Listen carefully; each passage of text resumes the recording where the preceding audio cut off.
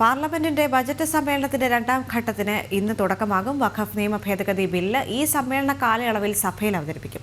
നിയമ ഭേദഗതി പരിശോധിച്ച് സംയുക്ത പാർലമെന്ററി കമ്മിറ്റിയുടെ റിപ്പോർട്ട് നേരത്തെ പാർലമെന്റിൽ സമർപ്പിച്ചിരുന്നു.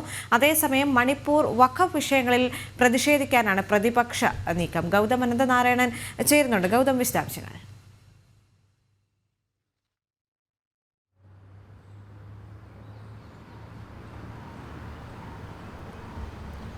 ദേവിക, പാർലമെന്റിന്റെ ബജറ്റ് സമ്മേളനത്തിന്റെ രണ്ടാം ഘട്ടമാണ് ഇന്നിപ്പോൾ ആരംഭിക്കുന്നത്. ഇന്ന് മുതൽ അടുത്ത മാസം 4-ാം തീയതി വരെയാണ് ഈ രണ്ടാം ഘട്ടത്തിന്റെ സമ്മേളന കാലയളവ്. ഇന്നിപ്പോൾ രാവിലെ പ്രധാനമന്ത്രി നരേന്ദ്രമോദി മാധ്യമങ്ങളോട് അഭിസംബോധന ചെയ്ത് സംസാരിക്കും. ഈ ഒരു സമ്മേളനത്തിൻ്റെ പ്രത്യേകതകളെപ്പറ്റിയാകും അദ്ദേഹം വിരൽ ചൂണ്ടുക. അതിനുശേഷം 11 മണിക്ക് പാർലമെൻറ്റിൻ്റെ ഇരുസഭകളും സമ്മേളിക്കും.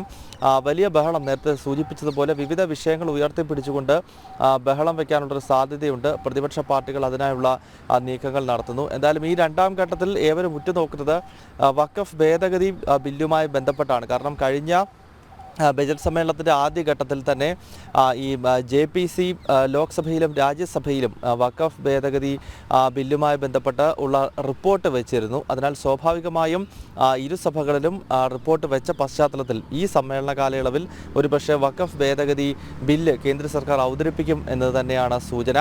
അങ്ങനെയെങ്കിൽ സ്വാഭാവികമായും ചരിത്ര പ്രാധാന്യമുള്ള ഒരു സമ്മേളന കാലയളവാകും കടന്നു പോകുന്നത് എന്ന കാര്യത്തിൽ യാതൊരു സംശയവുമില്ല. എന്തായാലും ഇന്നിപ്പോൾ ഒരു ഇടവേളയ്ക്ക് ശേഷം ബജറ്റ് സമ്മേളനത്തിന്റെ രണ്ടാം ഘട്ടം തുടങ്ങുന്നു. രാവിലെ 11-ന് ലോക്സഭയും രാജ്യസഭയും സമ്മേളിക്കും. ദേവിക, ശരി. പാർലമെന്റിന്റെ ബജറ്റ് സമ്മേളനത്തിന് രണ്ടാം ഘട്ടത്തിന് ഇന്ന് തുടക്കമാവുകയാണ്. വഖഫ് നിയമ ഭേദഗതി ബില്ല് ഈ സമ്മേളന കാലയളവിൽ സഭയിൽ അവതരിപ്പിക്കും. നിയമ ഭേദഗതി പരിശോധിച്ച സംയുക്ത പാർലമെന്ററി കമ്മിറ്റിയുടെ റിപ്പോർട്ട് നേരത്തെ പാർലമെന്റിൽ സമർപ്പിച്ചിരുന്നു. അതേസമയം മണിപ്പൂർ വഖഫ് വിഷയങ്ങളിൽ പ്രതിഷേധിക്കാനാണ് പ്രതിപക്ഷത്തിന്റെ നീക്കം. ഡൽഹിയിൽ നിന്ന് ചേർന്നത് ഗൗതം അനന്തനാരായണൻ.